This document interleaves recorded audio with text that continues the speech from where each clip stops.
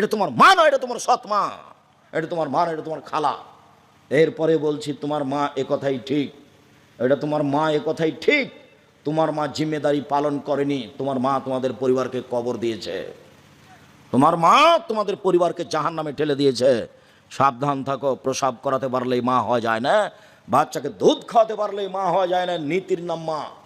পাগলিও বাচ্চা দুধ খাওয়াতে পারে, পাগলিও বাচ্চা প্রসাব করাতে পারে, কিন্তু পাগলির সামনে তার বাচ্চাটা ডান হাতে গিলাস ধরে পানি খাচ্ছে, তখন পাগলি বলতে পারে না, ছি আম্মা মাম্মা কি করেছো, ডান হাতে ধরামো, ডান হাতে ধরামো, শয়তান বাম হাতে খায়, এ কথা পাগলি বলতে পারে না। তোমার মাও যদি না বলে তাহলে তোমার মা পাগলি না পাগলির চেয়ে খারাপ? পাগলির চেয়ে খারাপ। তুমি আজকে বলে দেখো আপনি আম্মা না আমি আমাদের খালা, আপনি কোনটা আম্মা বলেন তো, আপনি কোনটা? কই আমার প্যান্টটা এখনো নিচে আছে, কই আপনি তো আমাকে কিছু বলেননি আম্মা। আর আমার মাথায় চুল, ছাতা চুল কাটা আছে, ছাতা ওই উপরে এখন পর্যন্ত চাঁচা আছে, উপরে একটু চুল আছে, এটা কাবিরা গুনাহ, হারাম। আমার প্যান্টটা এখনো নিচে আছে, আমার দাড়ির চাঁচা আছে, আপনি তো রাত দিন দেখছেন আম্মা কোথায়, আপনি কি আমার খালা নাকি? আব্দুর রাজাক সাহেব যেভাবে বলেছেন তাতে আপনি আর খালা। সম্মানিত দিনী ভাই বোন, বাড়ির পিছন দিকে 2-2.5 হাত গর্তের মধ্যে যেই কবর মাটি মানুষকে রাখা হয় সেটার নাম কবর নয়।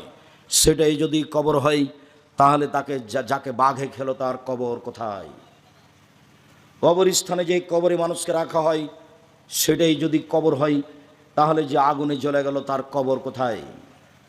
মানুষ যেই কবরে মানুষকে রাখছে সেটাই যদি কবর হয় তাহলে যে পানিতে ডুবে হারিয়ে গেল তার কবর কোথায়? কবর এটা নয়, মরার পর থেকে নিয়ে বিচারের দিন পর্যন্ত এই দীর্ঘ সময়ের নাম কবর। সেটা মাটির নিচে হোক, বাঘের পেটে হোক, পানির ভিতরে হোক, জ্বলে যাক, যেখানেই হোক না কেন। সম্মানিত দিনী ভাই বোন, কবরে যদি মানুষ উত্তর দিতে না পারে তাহলে ফেরেশতা মারবেন। যে ফেরেশতা মারেন ও চোখে দেখেন না, যে ফেরেশতা মারেন ও কানে শোনেন না, কানে বধির, চোখে অন্ধ, কোথায় মারছে তার জানা নাই, কত জোরে লোকটা চিল্লাচ্ছে সে বুঝতে পারে না।